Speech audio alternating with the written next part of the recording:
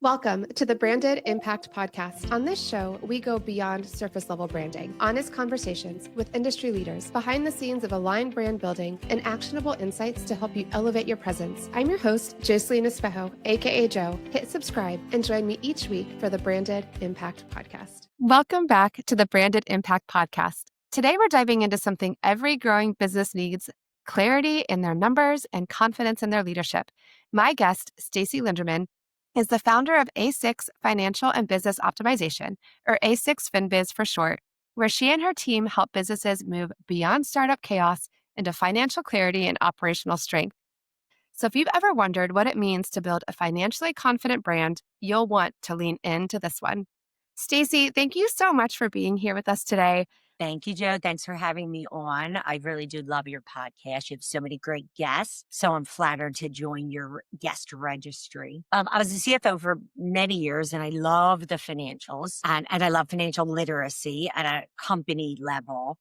And I just really saw a missing link, I would say, about companies that they're on fire. Like they have a great brand and they're selling their product and they're moving along, but they're kind of like driving in the dark.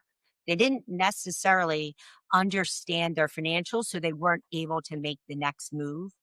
They might have a bookkeeper, they would have an accountant, and it's not the accountant's role to help you understand the financial literacy. So many business owners don't always understand that you get to a point where you're $1 million in or 5 years in or whatever, your business, and CFO services are no longer a luxury. So I was seeing that businesses that had a really good concept, and they were doing a lot of really the right things, but they were closing their doors. They were going out of business. They weren't able to sustain it because they weren't listening to the numbers or they didn't understand the numbers. And so that's kind of how A6 was born. I condensed the story, but that's how. No, that's perfect. Honestly, a lot of people don't realize that there's something else to the numbers. I think the most common thing that you hear is, I just have to do my books so that I can file my taxes. Yes. And for me, and especially growing up in the operations world, I'm like, no, no, no, the numbers can tell a story and the numbers can help you make decisions on how to run your business and help you identify maybe where there's money leaks or opportunities to grow, or where are you spending your time. And one day I had somebody in the CFO world ask me, if when you Like, do that service, does that even make you money? I mhm. know I should know this, but I don't, because I haven't been actually looking at the numbers. And Yes. so this is what you're talking about, as far as like, there's an opportunity where your numbers and your books are really more than just how much money is coming in and then how much money do you have to pay in taxes at the end of the year. It's, where are you spending your time? What are you selling? And you made a comment about, like, should I sell the mug or should I sell the cup? Yeah. I don't know. Do you? But Which one that's should I where. be pushing? So what is, like, if you were to give me like a quick elevator line on what a CFO can do? Because for me, I'm clear. When is the right time for somebody that is in business to look at bringing a CFO on? I'm going to tell you a little analogy that I came up with. If you go to an orchestra, right, and everyone's playing their instruments, and if you don't have a conductor, it's just noise. The conductor's like, you play it this time, you play it this time, you play, and pulls all the pieces together. So sort of like that in a business, if you think of running a business without a financial conductor. The conductor's sort of invisible when you go to this concert, but that's the one that's pulling it all together and is making the noise. So you could be paying yourself, yes, but are you paying yourself the right amount? What are you selling, the right products and at the right time? And where are the Yes. places that you can really make an impact? A lot of people say, I have an accountant. An accountant's like, I'm just going to take the information you give me It's and not I'm their going to job. categorize it Yeah. to where it needs to go. And then I'm going to, Yes. but Yes. as far as you taking the time to evaluate what your cost Yeah. is and is it profitable, they're not doing that for you. And that's not their job. Mhm. You're going to be able to come in then and say, like, let's take a look at everything that you're doing, everything that you're offering, and determine what is the most profitable, what makes sense for you to offer, and what does that look like? And so that's where you come in to start having those conversations. What is the best way to Yes. maximize what you're doing with what you need to be doing to make your goals? And then with the CFO, you still need the accountant. You still need the bookkeeper because they're not doing those services for you. I do, and that's in an ideal world where a client has, going back to what the cup or the mug, where they have all these different things that they can sell, and where should they sell? Like, what should they be selling? Unfortunately, like, we'll have clients that'll come to us and say, I no longer know what's going on. I was making 3 million a year and I was paying myself 1 million a year. Now I'm making 3 million a year and I'm lucky if I'm paying myself a half a million a year. What went wrong? So And they've been running a successful business for years. What changed that I'm not making the same money? It's not cookie cutter. It's very different for every client. And our that's services so look true. different for every client. And I think that's where like you have to make sure that you're working with somebody who understands the industry that you're in or that understands that everything is not cookie cutter. So I'm going to talk about the side effect because I love the side Okay. effect of branding and how confident that can make somebody. Talk to me about the Yes. confidence and the side effect of knowing your numbers, being able to confidently know what's going on in your business. What does that do for you? It you question yourself a lot less. You have like that second set of eyes. You're not like driving in the dark. So let's use the driving example. We're driving to the shore at night, and you have night fog and you don't have the right glasses with you. And you're like, I think I know where I'm going. I think I know where I'm going. Well, then you get your eyes done and you have like good glasses and there's no fog. And you're like, oh, I know. I make a right. I make a left. I do like we have you'll really have the confidence in what you're doing when you're running your business. And that confidence allows you to show up more authentically and allows you to be comfortable selling the different verticals rather than questioning yourself like, do I really have the staff for this? Am I going to be able to fulfill this order? We all do it as a solopreneur, right? Where, you feel lonely and you question yourself. The numbers do give you a lot more clarity. I mean, I know they do for me and I know they do for the owners I work with. They're like, I know this is the right decision because I can see what's going to happen down the road. You have to let go of the fear of it because I know that a lot of people don't love to talk about the numbers. When I work with financial people, I appreciate the fact that sometimes I'm told that was the right decision when I wasn't sure. Or like, hey, these are the metrics. It gives you So the confidence. how much are you spending? Should you be spending that?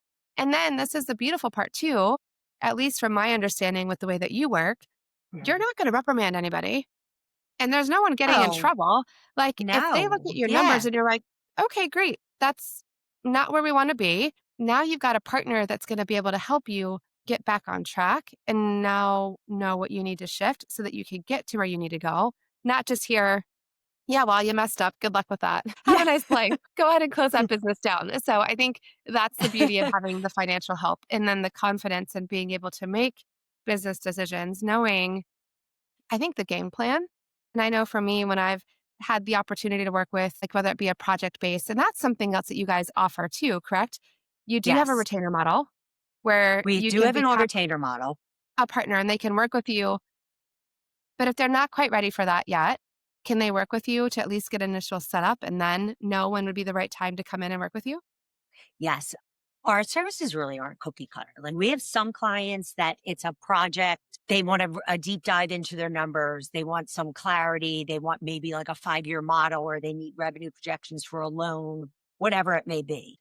And then they could maybe call us 2 years later and they're like, oh, now I need like a comp study. And I really want to know, am I paying people the right um, amount and how I compare to other people? Then they might come back to us in a year and be like, oh, I really am at the point of my business where I need to build a budget, which really pulls all the financial literacy together, right? And then a year later, they might be like, I'm ready for the retainer model. Like, you really know my company so well. I love the idea of paying a flat rate a month and having you be a part of our company and help guide the ship.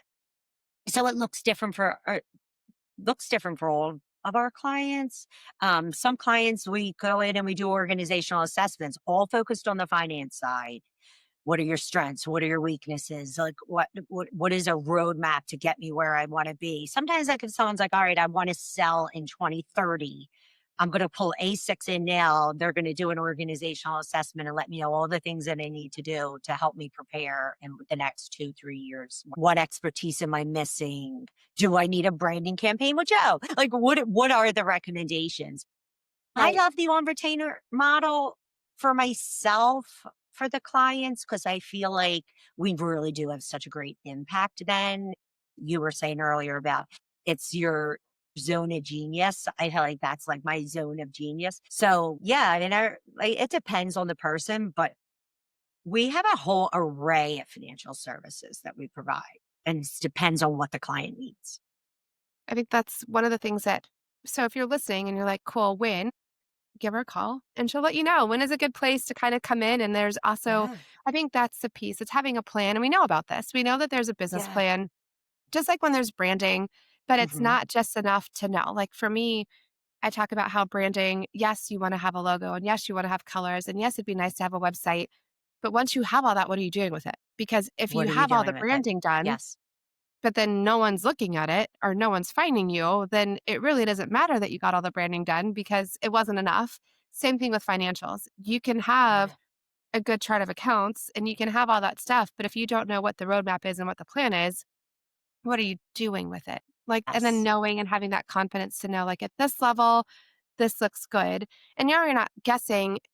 And so it just depends on where you are in business and what that level looks like. Having financial clarity, the more I can get clear on my numbers, I call them money dates. I started looking at it as like, let's make this fun.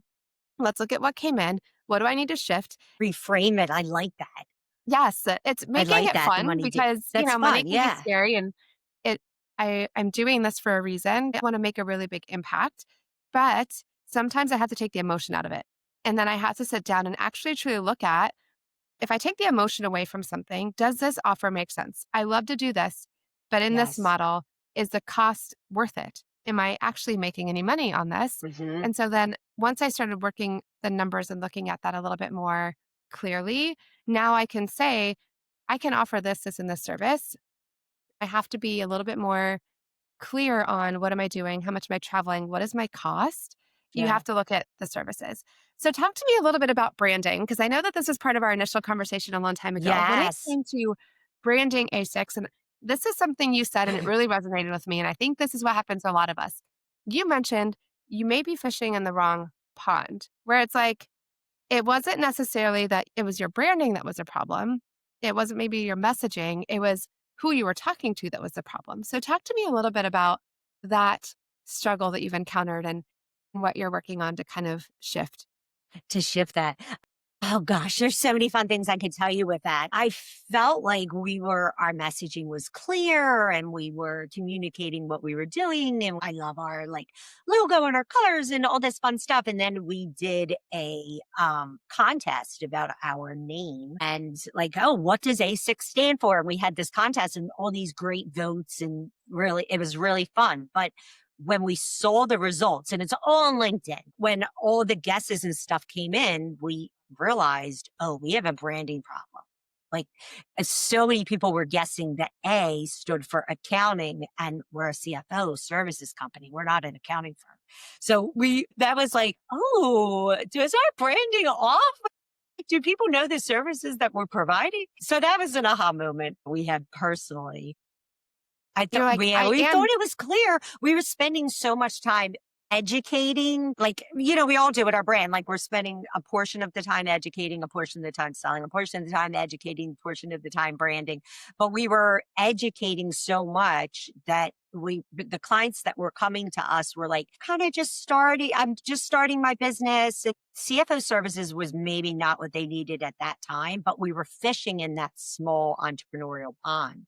But they were not a match for us. More, I've been in business for a couple of years. I actually had financials for us to look at, not I didn't get through my first year of business. And so whatever we were saying in our branding, maybe we were using the word solopreneur or entrepreneur or small business. We were fishing in a pond of people that have just started their business. They were 2, 3 months in. We weren't fishing in a pond of they've been doing this for, whatever, 5, 10 years. And they're like, what is it going to take for me to get to the next level? right. It was interesting to me because I Yes. thought, how many times have I made the same mistake Yeah. where I have spent a lot of time and effort in creating copy and sending out information and educating and being like, yes, I'm super clear. How can you not understand what I do? And then I get on a sales Yes. call and I'm like, no, you don't. No, that's not what I do at all. So, one, that you took a pulse. And then now, two, you've realized we did a pulse. We've been educating, but we've been using terminology, speaking to the wrong person. This is the key that you said. You were having to explain the services that you do because you were talking to the wrong people. Yes, And so then now it's exactly. like, how do Exactly. we change?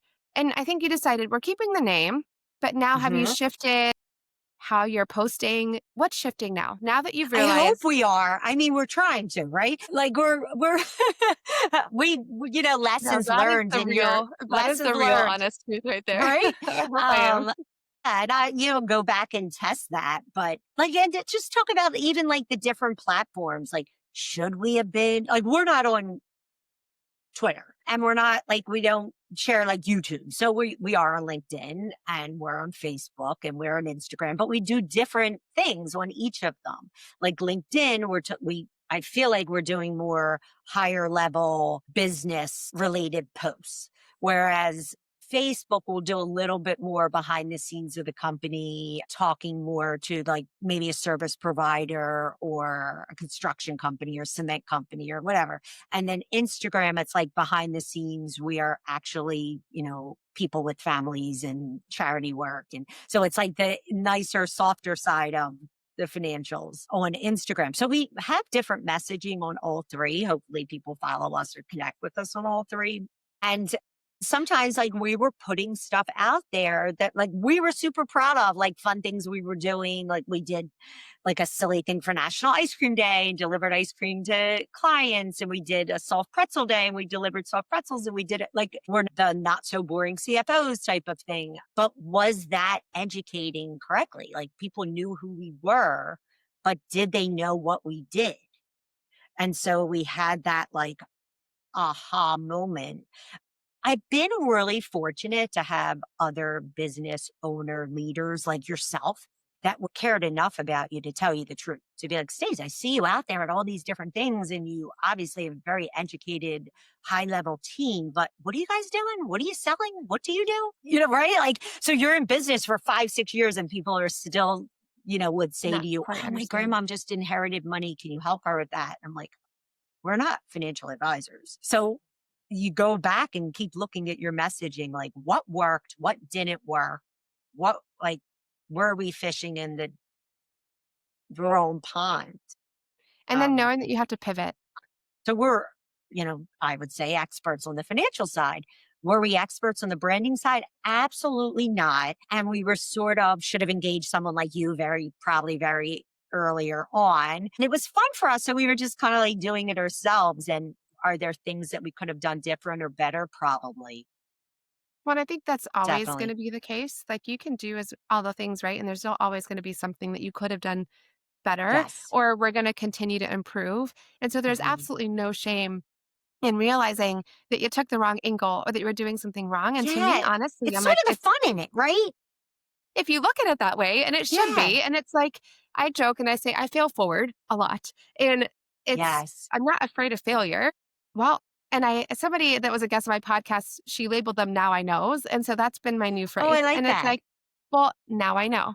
Now I Mhm. know that like, I'm going to try this different next time. I need to pivot because I thought I was being clear, but then I realized I'm using terminology that only someone in branding could work. Or when I say branding, I'm thinking this and they're actually thinking something different. And I had an example come up. And I was part of a group, and the leader was saying how someone didn't need to invest in branding, not Okay. when you're first getting started, because it's all about what people think about you, say about you, experience with you when Yeah. you're not in the room. So you don't have to worry about the branding. And I laughed and I was like, that's branding. You do have to worry about the branding. It's personal branding. Now, I agree. Do you Yes. need a 10-page website when you start? No, but your branding is all a piece of it. And so that's where being okay with the fact that it could change and it could shift and that you pivot. Like, that is life, and then having the information. So, that's the Yeah. key, though, right there, is being able to be open to asking the questions and then partnering with the people that are willing to give you information that can help you make a decision on how to pivot so that you don't have to close doors because you were too afraid to ask the question at some point, and then being open to say, "Well, that wasn't working. Cool. Let me change direction so the next thing can." Well, See, this has been amazing. I feel like this is one of those opportunities where if you have been listening and you're like, well, yep, I've been afraid of my finances and I don't really know what questions I should be asking. If you've been in Yeah. business for a little while and you have numbers from the accountant or the bookkeeper, and you're like, great, I want to know now what I can do with this. And Stacey sounds like the great person to ask those questions to. Where can they find you? Well, you can find us on LinkedIn under Stacey Linderman. We have a company page on LinkedIn under A6 Financial and Business Optimization, but we also have our website, which is A6 FinBiz. And that's actually our hashtag. You could search on that and find us anywhere. Probably the best way to get us would be the website because it has all of our different social connections and it has a form you could fill out and we could get back in touch with you. We love meeting new people and we love our business owners and we learn just as much from them as they learn from us. And it's also fun and exciting. That's amazing. Well, if you've been listening and you know of anybody that could benefit from hearing something about the difference between what accountants do and a CFO does, or at what point a CFO can help you really make an impact in your business, please share. Reach out to Stacey. I know she has a heart for helping people in this world. This is why she started A6 FinBiz. If this has helped you realize that it's okay, failing forward is okay. And when you don't know, ask the question. Please share and definitely get out there and let somebody else know. I appreciate your time. And as always, I would love for you to continue to get out there and make your branded impact. That's a wrap. Thanks so much for tuning in to the Branded Impact Podcast. If today's episode sparked something in you, please take a second to subscribe, leave a review, or share it with a friend who's ready to unlock their rebrand era. And if you're ready for a brand that's rooted in authenticity and built for impact, one that truly reflects your story, your energy, and your evolution, let's connect. Head to brandingbyjoe.com or DM me on Instagram at brandingbyjoe. Thanks for hanging out. Now get out there, show up with purpose, and make your branded impact. I'll see you next week.